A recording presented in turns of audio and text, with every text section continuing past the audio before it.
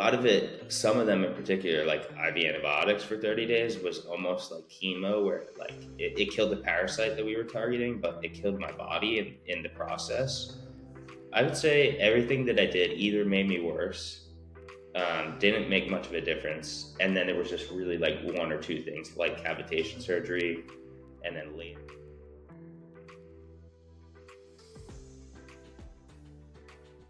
Hey guys, sorry it's been a long time. I have had uh, family emergencies, heartbreaks left and right. I've been traveling. It's been just a crazy time, and that is not an excuse, but I've also revamped my podcast.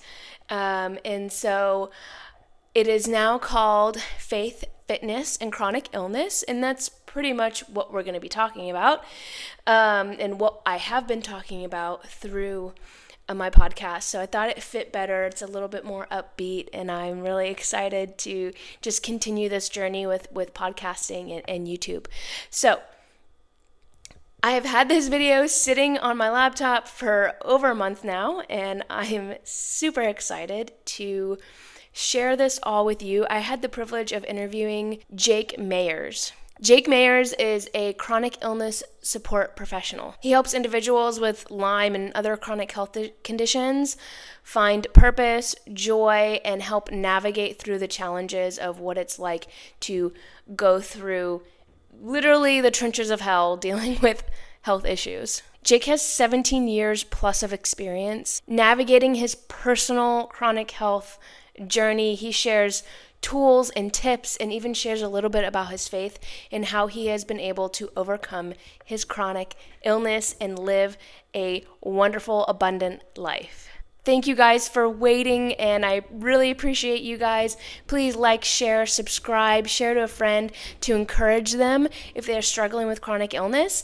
And other than that, please enjoy Jake's interview. All right, welcome guys to the Controlled Health Podcast. My name is Andrea, and I have Jake here, and I just happened to find him on social media and thought I'd have him on my podcast. So welcome. Thank you. Yeah, it's so good to have you, and I'm really excited to just talk to you about your health journey with Lyme and whatever else, and even a little bit about your faith. So I For just sure. wanted to first start out with where are you now? What are you doing now? What does life look for you? In California, avoiding these fires. I think you also mean, okay, 17-year journey, 10 years for diagnosis, 5 to 6 years of intense treatment, trying everything I could, 2 years unable to work. And we could get into as much or as little as you'd like or you think would benefit your peeps. And then kind of 1 or 2 years of really transformational healing, part of that coming to Jesus that we'll talk about. That was around the pandemic, which I think was a blessing in disguise because I couldn't keep going doing intense treatments. So it was the first time I had to really pause. And since 2020, well, I had to jump from like 20% functionality, which you know what it's like not being able to get out of bed and being bedridden and crippled with brain fog, to like 80% functionality. Like the first time in my life, like not concerned all day, every single day about my health. Um, and that was around 2020. I used to work in marketing, couldn't work for a couple years. As I was coming out of that transition, as I was living with my now wife, a couple months into dating during quarantine, seeing how she experienced faith and just like starting to get functionality back, I started to be like, oh wow, what can I do to help people? Like, I'm not going back to marketing and selling whatever I was. I need to help people.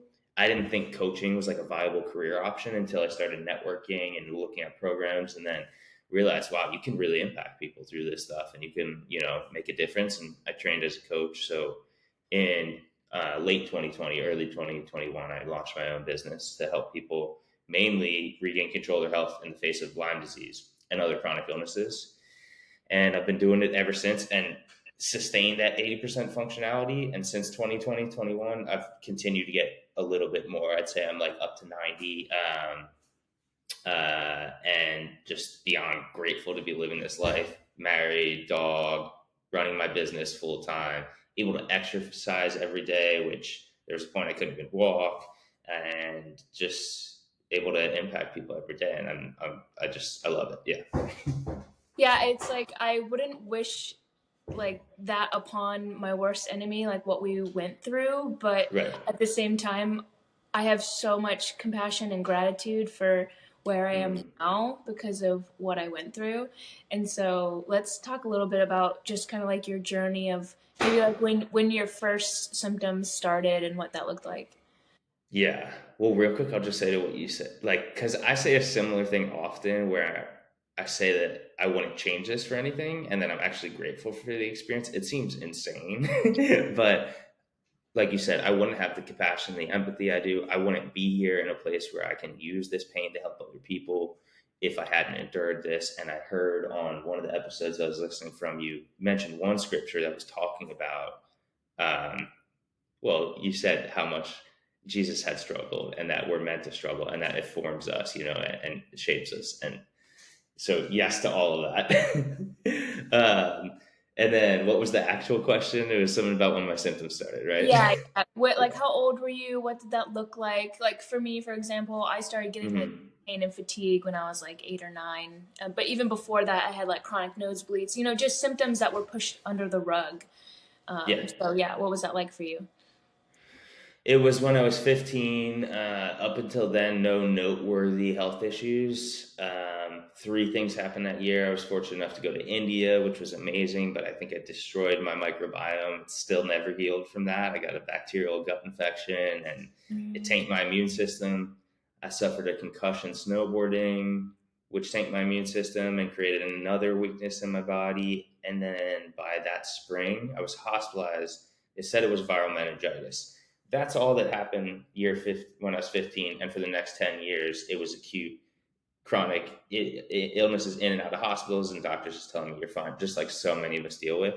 Um, when I looked back at my pediatrician's record from when I was 15 and I had viral meningitis, they did a spinal tap and it showed evidence of Lyme disease. So I do know that by 15, all those weaknesses had occurred in my body and I had Lyme disease in my system. Um, but it took a very long time to figure it out and get diagnosed. And to me, it was just like, yeah, I feel miserable, but I just started really strengthening that whole mind over matter mindset of, yeah, I feel miserable, but I'm still going to show up. I'm still going to live my life. I'm still going to go after my goals. And I've just always like lived that way until I had to learn how to find balance and not override my body and actually listen to it. Yeah, I like how you call them weaknesses because I had a concussion too, um, Mm-hmm. and I had multiple concussions, but a really bad one when I was younger, and then yeah, I like how you call them weaknesses because in the Bible it says in our weakness we are made strong, and so that's really cool. Instead of saying I'm broken or this is what happened to me, like playing kind of like a victim almost, which I think is it's hard. We've both probably been in the Lyme space for quite a while, and it's hard to see Mm-hmm. people identify with their illness because that's not who we are. Um, Mm-hmm. we are overcomers, and we need that hope. I think hope was such a big part of my journey. It sounds like for you that hope was also a big part of your journey too. Yeah, I mean, tell me about it for you. Was that always there, or So it ebbs and flows? Yeah. yeah, so well, I was saved at 16, so I had kind of like a foundation of hope in Christ and faith in my life. Uh huh. But I had always struggled with health issues, and I thought that it was that next thing. Oh, I got rid of wheat. Oh, I took this supplement. Oh, I did this detox. And I would get better, and then I wouldn't, and it was just like this back and forth for a while until I became bedridden, and that was after I contracted COVID. And I'm like, why am I the only one in my household that is bedridden after COVID? Like, there's Right. obviously something else going on. And so that's when I discovered the Lyme and all that stuff. And like In you said, 2020. yeah, 2021, Okay. 21, I think, yeah. Yep. Um, and I lost my job. I couldn't go to church, and it Yep. all came crumbling down till all I had left was Jesus. Mm-hmm. And that's when my faith and my hope was really like, okay, like, Lord, you've got my attention, right? Like, Mm-hmm. you are all I have left, like, and I'm still alive, so that means you have a plan for me and you have a purpose for me, but I don't know what it is, and it's gonna be Mm-hmm. really hard to trust you, but I'm going to because I have nothing else left, right? Like when Peter said, like, where else are we gonna go? Like, you have the words of life. There's nowhere else for us to go. So that was kind of like my big step into hope and faith, into the journey of like the Lord's going to give me wisdom to overcome this. And did that was that around the time that you had to make that jump of leaving home, leaving mold, totally uprooting and everything? Yeah, so well, it got really bad. I had a lot of like psychosis. I was like seeing Yep. things and like Yep. uh, From mainly mold toxicity. yeah, yep. And I was just losing my mind. The POTS was so bad I couldn't walk and Mm-hmm. stuff. Um, So I just told myself like I'm gonna get through this, and I got to a point where I was a little bit better and I could work a little bit and do a little bit, but then it got worse again. Mm-hmm. Lost a bunch of weight. I couldn't eat anything because I was like breaking out in hives. Um, and that was a year into the illness, and I'm like, I have to get out of this house. Like I'm not going to be able. And that's when I found Can't. I knew there was mold in there, but I was kind of like in denial. I'm like, I can't go down this rabbit hole right now. Like, let me just get somewhat, you know, uh, intact with myself. And That's so always the thing. Like, let me just get a little bit more, and then I'll move, or then I'll try this. But when we're in those situations, especially with mold, it takes radical change, and it takes us pulling out of that.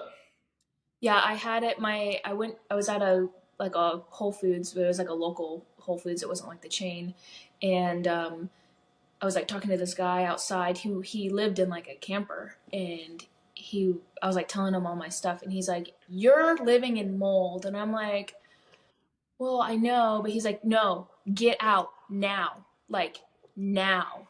And he was kind of like the person who kind of like pushed me to like get out. I don't even know who he is. I can't remember his name, but he was like, "I've been there. It's gonna kill you. Like leave."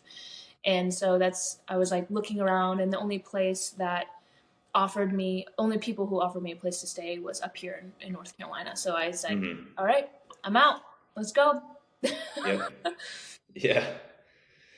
Yeah. So, and you have to rely on that hope. You asked me about hope. Like, you have to, or courage, I feel like is even Yeah. maybe a better, or just because to me, courage is like having hope and continuing to believe despite your circumstances or within the storm. Yeah.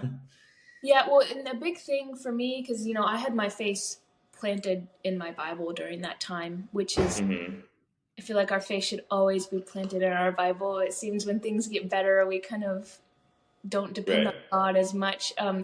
But there was, I can't remember if it's Elijah or Elijah, whatever one, but he was saying, like, go to this place and I will provide food and water for you. And that was like my confirmation of, like, okay, I don't know what, like, I'm not taking anything with me but some clothes, Mm-hmm. my water filter. Yeah. You got it. You got it. Which um, filter? Which filter was it? I have the Aqua True reverse Same. osmosis. Yeah. Same. Yeah. Yeah. Good. And I'm like, I don't even know if there's mold in this other house, but you know what? I'm going to trust that the Lord is that this is where I need to be. And so yeah, that was about a little over 2 years ago. Wow. This is all so fresh for you. Um, Ah, yeah. yeah. I mean, we all have different timelines, but yeah. Yeah. That's so wild. And yeah, I went through so many different phases of when you think about hope and faith. Because I grew up Jewish and not super religious, but I mean, I got bar mitzvahed and like culturally Jewish, and we celebrated the holidays, but I didn't have a relationship with God. And then went about my life, and then similar, like when you get faced with these major challenges, and when I was sidelined by Lyme and mold and everything that comes along with it, I was just desperate for healing, desperate for guidance, desperate for grace and peace. And so, before I found Jesus, it was like spirituality. And I'm living in LA, and it's just like everybody is on this same wave of just like energy and the universe. And, and I fell into that because I just needed anything. And it all started when I joined a run club where this guy, this Buddhist like Tai Chi teacher guy, would lead a meditation beforehand, and it was kind of like, for myself, I don't know if you're this way, but many of us who are kind of like type A, go go go, who aren't used to meditating or praying, like can't slow down and do that. When we do, our minds race, and it's like, well, shouldn't I feel relaxed? Why can't I be relaxed? Then our bodies create more tension. And this was the first time I think there was something about doing it with a group of like almost 100 people, being outside, the chaos of Koreatown where I was at the time, and him leading this meditation. I was able to find that calm in the midst of it. And so I just started leaning into meditation, mindfulness, spirituality, Buddhism, even. For a little bit, my parents called me a Jew boo because I was like a Jewish Buddhist, I think. And so that was a whole little thing that I went on, and that was part of my healing. And I was just putting so much effort into trying everything. I mean, all day, every day, my own effort, trying to do it all on my own.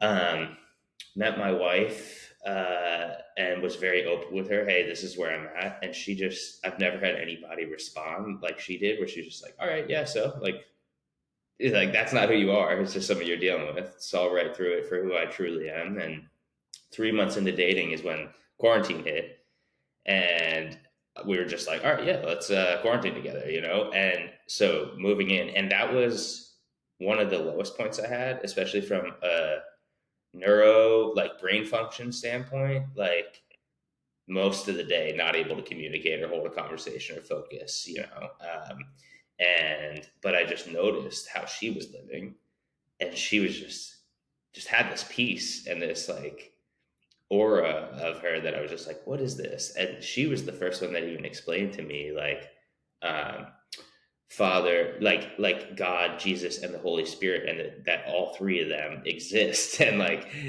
are the same but different. And I was like, what? Like, I didn't know any of this. A little bit before that, I joined a band. I'm a drummer, and I joined a band who, actually, I'm meeting with one of them for a Bible study today. Him and his wife had a prophecy, or they prophesized that a drummer would join the band that didn't know Jesus, that would come to know Jesus and experience immense healing and go on to help other people. And it's exactly what happened. So it was like around that same time that I joined this band, and I never even, and they're all Christian, and I was really struggling, and I never even experienced this, but they all prayed over me. That was the first time I experienced a group of people praying over me in the name of Jesus. And that was another wild, pivotal moment, and I was just open to it all. So I'm living with her, and I'm just seeing this. And then she was like, hey, you want to watch church online, from my hometown? I was like, yeah, sure. And I just loved it. And I've ever since that day, I've been like, let's watch church. Let's go to church. Like I'm all in. It was probably a couple months after that, from watching church online, that I accepted him as my savior, from church online, and just had that transformational healing experience. That's when pretty much I jumped from 20 to 80%. Like, we had moved in with my parents because of mold. You know the drill. So we exiled, moved out overnight, bailed on all our shit, and went straight to live with my parents. Thought it was going to be like a month or two. It was a year, which was actually awesome, for my wife and their relationship and starting my business. But yeah, in their basement where I grew up Jewish, I was like, yes, I accept Jesus. I just broke down in tears, and just full just release of all the heaviness that I had carried, 15 plus years, and just the pain and the grief, and just feeling like it was all worth it, and it all makes sense, and it's not mine to carry, and I don't have to be the one to fix it all.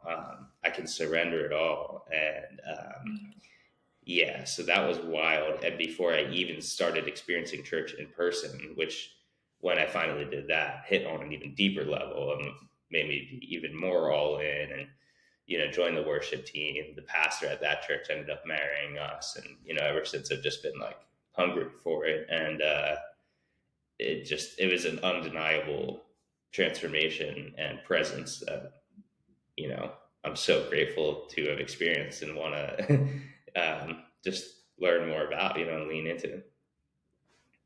That's an amazing story. Wow. So, okay, let's back up. Well, first of all, Yeah, your sorry, I wife. just No, your wife sounds like amazing woman. I hope I get to meet you all one day. That would oh be yeah, great. that'd be cool. Yeah, I just that's great. So, what were you doing before the healing? Like what like detoxes and treatments and like all that Yeah, stuff. What were you doing before you experienced some of that healing?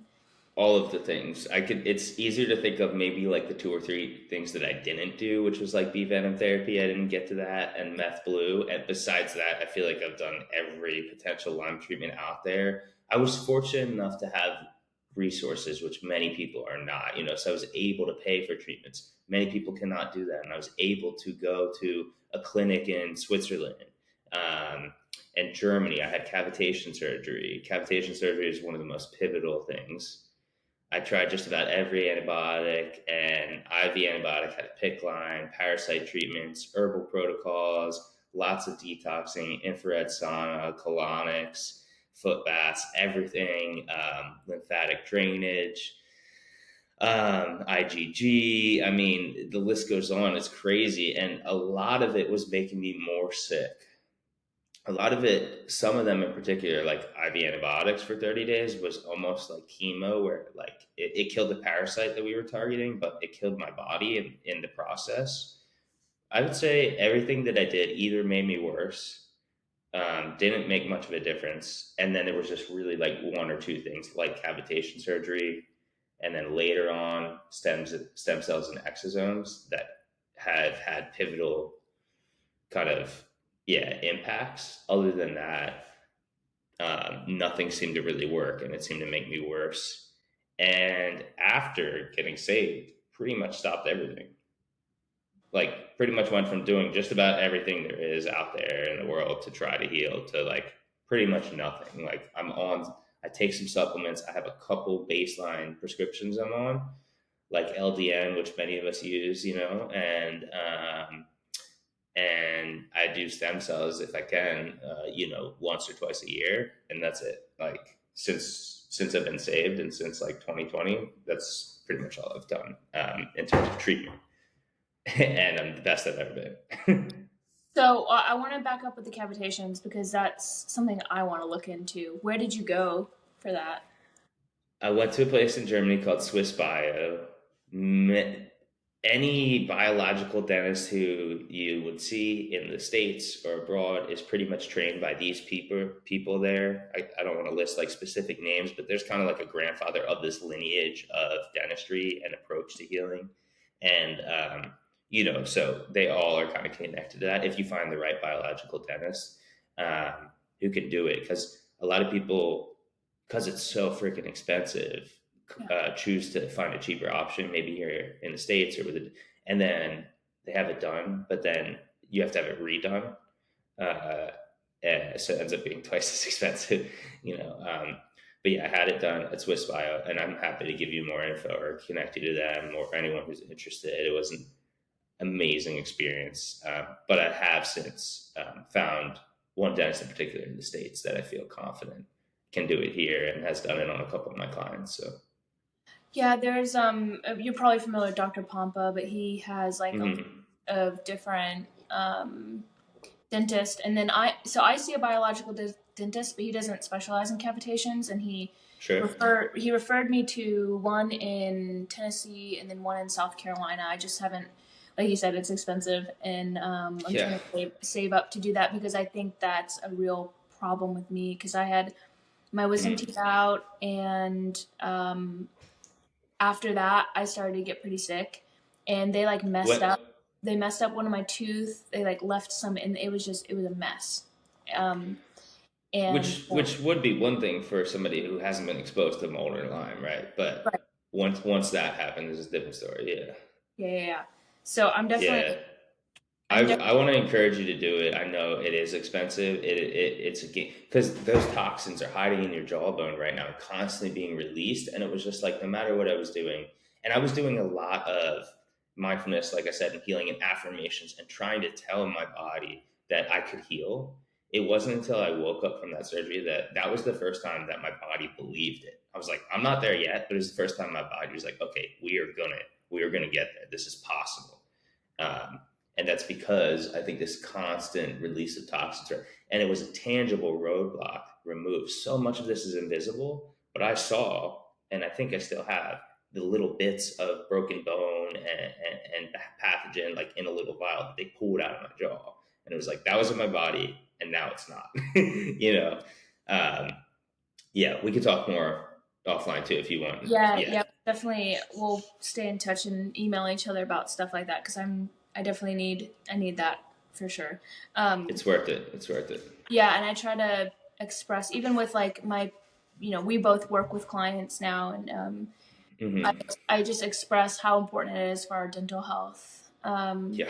If you have amalgam fillings, like get those out. I know it's expensive, but if we're pulling heavy metals out, but you're just constantly being leached in your body, it's you're gonna just go in a circle. Like you have to get them removed. Yep. The cavitations, obviously Jesus, and so what? Because I see you on Instagram, like man, he's like going everywhere, doing everything. I'm like I can't really do that right now. I mean, I could. Uh-huh. I just have to like really prep and like bring food and like all that stuff. But did you ever have problems with like food and Oh travel yeah.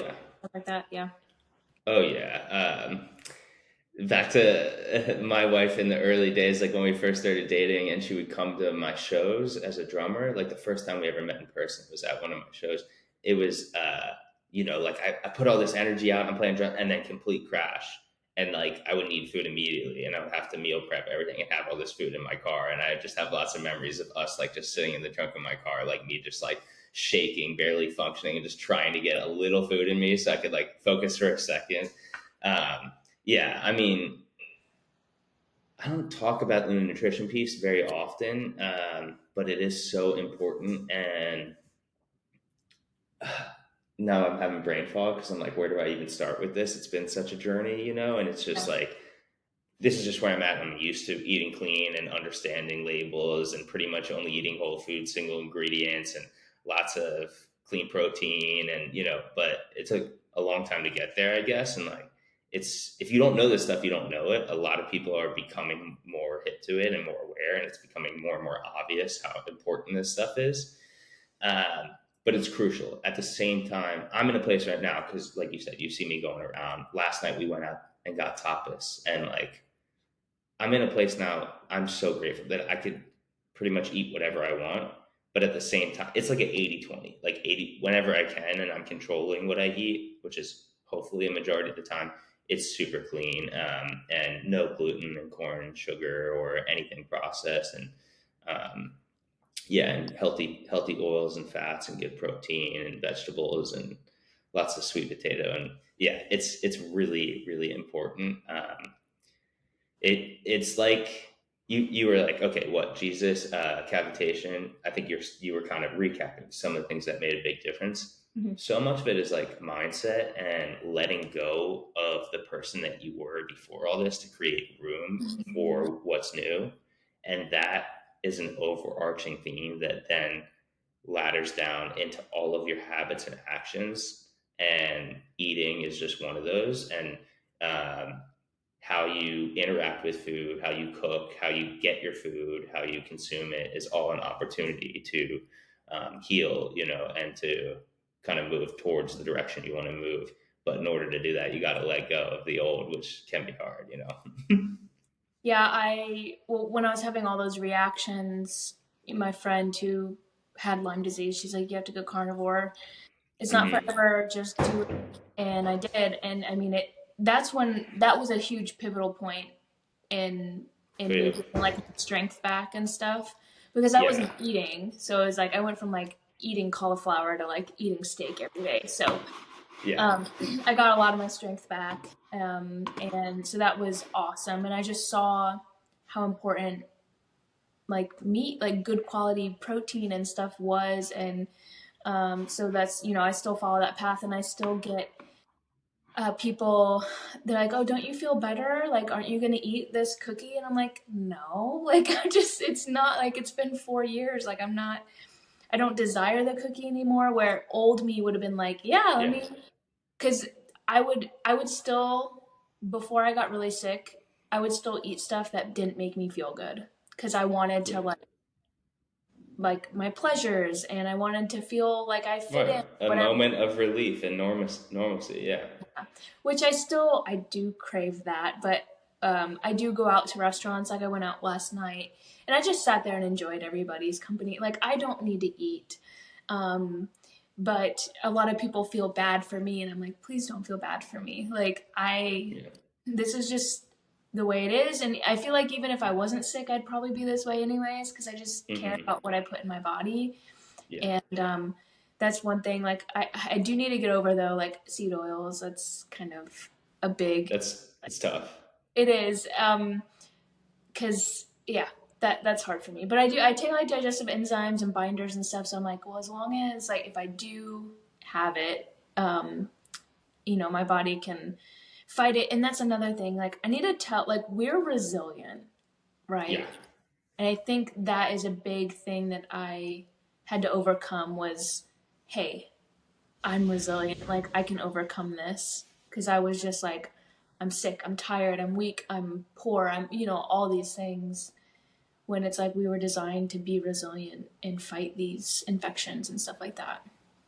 Yeah. Yeah, the kind of like I was saying in terms of the mind over matter thing, like to me that encapsulates resilience in some way, and I feel like I cultivated that and worked hard. It's a skill set. Anybody can learn that skill set of being resilient and using your mind and your mindset and your beliefs to choose to move forward despite your circumstances, right? But it takes time to develop that skill set. It's almost like a muscle, and you just got to stay in the gym flexing it, and the more you develop it and strengthen it, eventually it gets to a point where you can just use it without thinking and you have that resilience. And I didn't realize any of this, but I've spent my whole life developing that, even before chronic illness, dealing with dyslexia at a young age and like really struggling in school and learning how to read and all this stuff. I was fortunate enough to be around a community that was like, hey, that helped me see that differences shouldn't bring you down and your challenges shouldn't make you feel less than or weak. There are opportunities for you to grow and to feel empowered and to move forward. And so I started developing that at a very young age. When I started studying this, I realized, wow, I've spent my whole life doing this. Um, and then I started learning how to teach it to other people. And there's a lot that you can do, just like building a muscle in the gym. You hop in the gym and there's so many different exercises you can do. There's so much you can do to focus on strengthening your mindset and developing the skill set of resilience. So I want you to kind of walk me through a day in your life, like right now. Like, Mm, it's so fun. um, yeah, day of my life is usually like this. It's 9. It's almost 10 on the West Coast. So here, yeah, first couple hours of the day, I have my morning routine that, after many years of trying just about everything, I cut down to a 2 to 5 minute journaling and visualization, like foundational building block. I give it to all my clients right away. I call it the daily dose. It shifts your mindset, programs your subconscious mind, and it's a nice anchor for other habits. So I do that, and then I go outside with my dog, and I do body tapping and heel drops, and I stimulate my lymphatic drainage, and I hydrate, and I get sun, basics like that. Go on a walk with my dog and my wife, and then usually I hop on calls for 3 or 4 hours. I'm on client calls or podcasts, stuff like this, like interacting with people, coaching them, sharing different strategies, or sharing my story, and And then that's pretty much the bulk of the work that I do for the day. My wife runs her own business and has been doing it for 10 years now and has worked very hard to get her business to a point where she can also work whenever she wants. And so we Oh, usually have a good chunk of the day where the two of us just get to do whatever we want to do that day. It feels like it's not even real life, right. but we get to spend a lot of good time together and just like go out and have a coffee, or, just do fun stuff together, and then do a little more work. I'm kind of eating throughout the day, and I part of my morning routine is also prayer and getting my Bible and doing a little Sudoku or other brain exercises, and um, yeah, and eating good food throughout it, exercising. Usually during that middle chunk of the day, I get a good workout in, and I make sure to get a lot of good walking in as well. And yeah, we take our dog to the park at night, and then a normal night is like winding down and having a nice healthy dinner and spend time together, watching TV. That's kind of like our usual day, I guess. Yeah, That's so fun. So I'll email you about like the coaching and stuff because that's I want to learn more about that. But I wanted to sure. ask you what so what do you focus on with your coaching calls and like where can people find you with all that stuff and Yeah, Jake Mayer's coaching is my Instagram, and through the link tree there's all the stuff. But mainly, I just offer a free consultation where we get on a call for 15 or 20 minutes, and because there's so much involved in our stories, a lot of the day I'm DMing people, and there's just so much. And when we can get on a video call like this, when we're face to face, digitally at least, it's a lot easier to share and to get a vibe for where you're at and if and how I can help you in your journey. And what I help with is a wide spectrum of things. It's basically like on demand therapy, if you will. yeah. People book calls as needed. Sometimes somebody's very fogged out or extremely overwhelmed or depressed, and just need to kind of come down from that or need a safe space where they could just talk and be with somebody who gets it. And we're not really doing coaching, but I'm just there to hold space and to listen, and to help them feel comfortable. And then there's other days where maybe you're not as foggy and you're open to learning some strategies. And then we could do more coaching, and we cover everything from mindfulness and routine to preparing for doctor's appointments, right? How to navigate doctor's appointments in a less stressful, more productive, and strategic way. How to talk about your struggles more openly to get more support, to release the heavy burden of it all. How to stay committed to your healing journey. I have a lot of resources that have created that just simplify this because so much of it is so overwhelming and add to it the brain fog and everything, and you're trying to do everything and you're meeting with all the different people and you're doing all and so it's like I create resources that help people simplify things. They're PDFs that are just 1 or 2 pages that really keep things simple in terms of preparing for a doctor's appointment, in terms of setting boundaries, right, or letting go of certain things. Yeah, like the daily dose, for instance, that 2 to 5 minute routine. It helps let go of a lot. It helps shift your mindset and finally head. I feel like everybody who comes to me has already tried all the things, Right. and it just helps you come back to yourself and your intuition and or God, if you believe in that or you're open to it, right? But believing in something larger than yourself, trusting your gut and your intuition to guide you, and realizing that you know your body best and you're in charge of this journey. Nobody else should be telling you what to do. We're here to provide information and guidance, just like you can provide a great nutrition plan, but it's them that's got to know what's right for them, and it's got to choose, like, I'm going to do this every day and feel empowered to make those choices to be able to head in a direction that they want to. Yeah, that is a big thing I tell my clients first off is like, look, I'm here to give you the tools, but you actually have to use them. And that is Great. the hardest part because I sit there and well, sometimes, I feel like I'm failing them, but I'm like, look, I've given you everything I can. I can't sit there and feed you. Like Right. you have to do it yourself.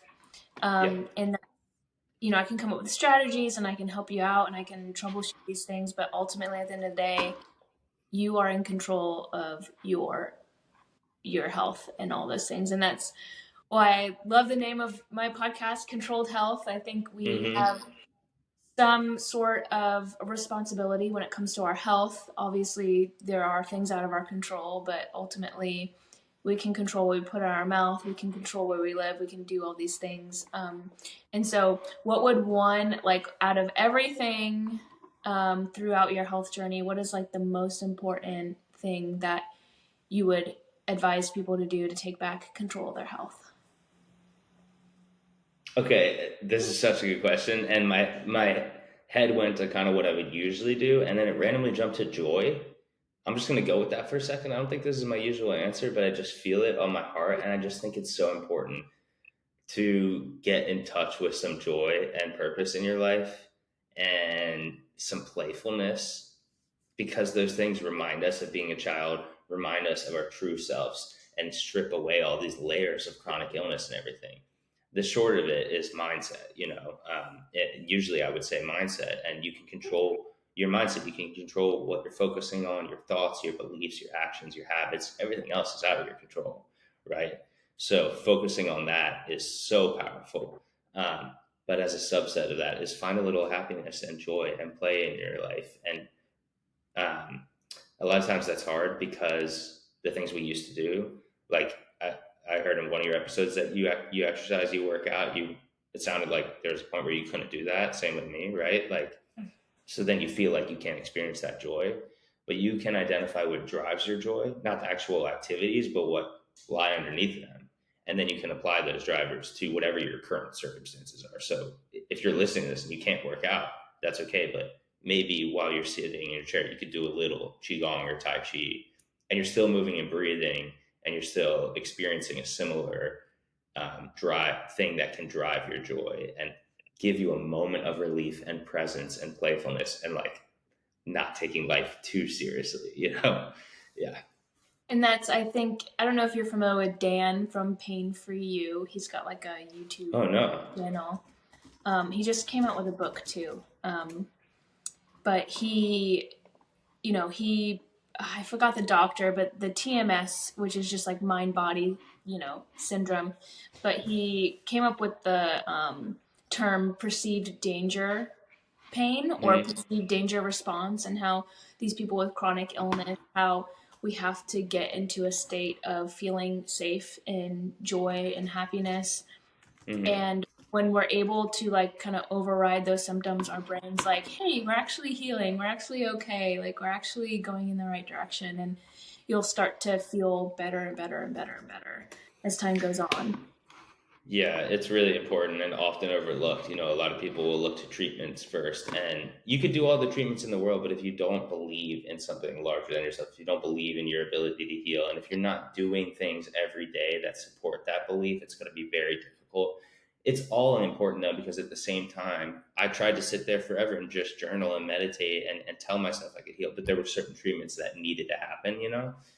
So they're all important, but the most important, I think, is your mindset, your beliefs, and your source of happiness. And yeah, Yeah, I agree 100%. yeah.